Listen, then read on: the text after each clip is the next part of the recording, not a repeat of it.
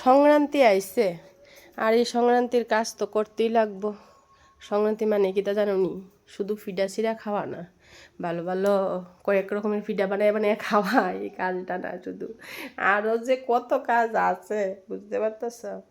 আর এই দেখো সকালবেলা ঘুম থেকে উঠি রান্না কইরা সাইরা শুরু হইলো, ঘরের সব কিছু বাইর করলাম কইরা আবার জারা ফুসা হইছে, মানে দেখো স্রাব জল দিয়া মানে মুছা হইতেছে।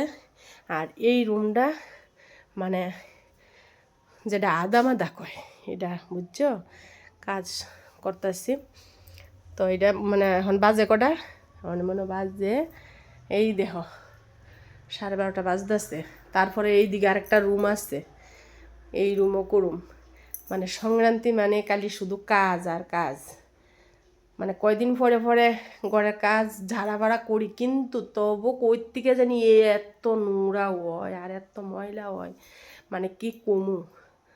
এখন আমার মোটামুটি কাজ শেষ, আর অল্প রইছে। ঘরটি ঝাড়া টাড়া দিয়া লাইছি, এখন আর মানে ঘরটা মুছা দিয়া তারপর কিন্তু আমার কাজ শেষ হয়ে যাবো। আবার এই যে সরঞ্জাম বাই করছি সব কিন্তু আবার এই নিয়ে জায়গার মধ্যে নিয়ে সাজামো, আবার গুছাই টুছাই রাখুম।